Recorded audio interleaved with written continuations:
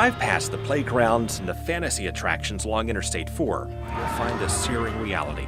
Now, it doesn't look like a resort to me, not for kids, that is. Of deserted stores, boarded up rooms, and crime. If somebody runs up and takes somebody's cars, I've seen it right here. D'Angelo Murray was telling us all about it when we were interrupted. Yeah, like that.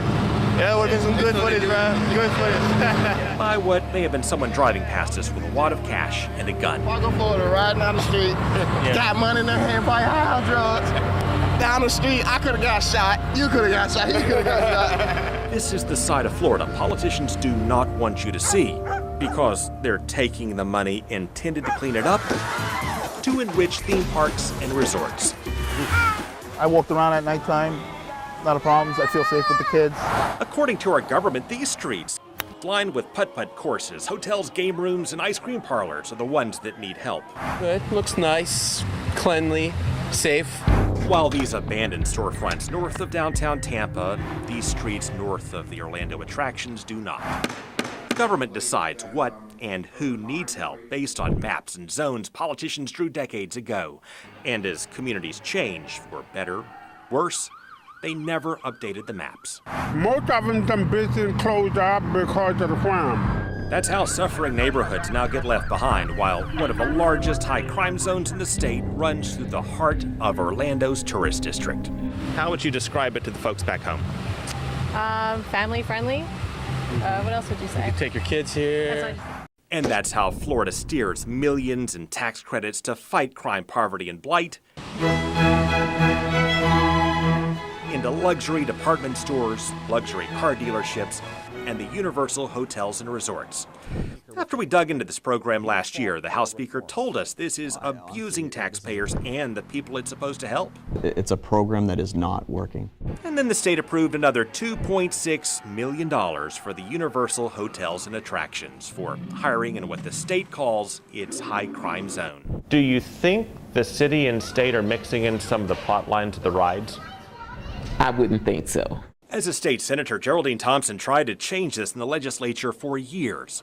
She says big money pushed back. The businesses that are impacted have very effective lobbyists, have deep pockets, and so they go into a mode of maintaining the status quo. Now, if you think steering tax credits for high crime and poverty into theme parks is a problem, and the state won't deal with it, you may think the city of Orlando could solve it. I don't see anything that precludes the city from revisiting the boundaries and redrawing the boundaries.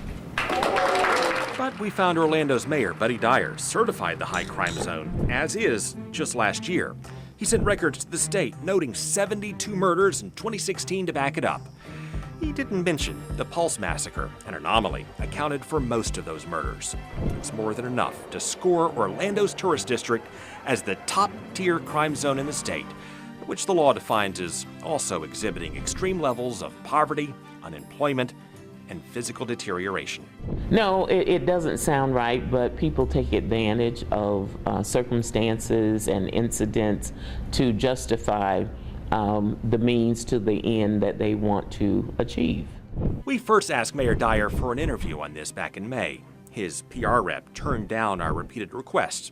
When we told her we'd note he declined an interview, she replied the media is able to attend his events for interviews, which brings us to this.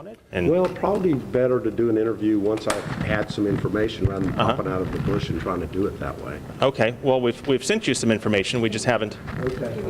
Okay. Before he walked away, we did ask what he'd say to tourists who may worry about the crime, poverty, and blight he certified around the resorts. I wouldn't say that there's poverty and blight. That's not a given question, so. And we asked him to square that with the documents he signed and submitted to the state. The city's map shows 20 square miles of unacceptable levels of poverty and deterioration, blight, and high crime. Okay, I'm not familiar with that.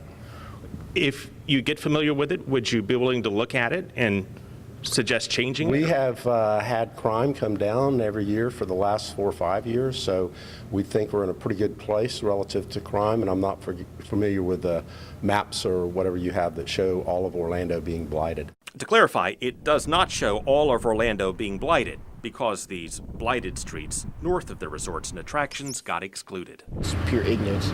Doesn't make any sense. to which the mayor responded by claiming ignorance. Well, it's the city's map. If you look at it, would you consider revising it if you think it doesn't accurately reflect the city's I'm crime? just not familiar with what you're talking about. Meanwhile, Governor Scott's administration is taking the position that high crime zones cannot be revised anyway. While the law does not prohibit updates, a spokeswoman noted it doesn't explicitly authorize them either. The bureaucrats take that to mean that crime zones are locked in place for the life of the program, even if all the crime goes away. It's been clean so far. No complaints. So they continue to approve millions intended for distressed neighborhoods into theme parks and resorts, while many distressed neighborhoods cannot get a dime. But yeah, we got some really good theme parks that we can't go to, but we can pay $29.99 and go there all year. It's crazy, bro. I think it's a little more than that. Hey, sure. And lawmakers like Geraldine Thompson say we are all getting burned. Does this state law block cities from updating these zones? It does not. It does not. What would you tell tourists who would like to come to International Drive and the attractions, but they're scared off by all the high crime and deterioration and blight? It doesn't exist. It's not there.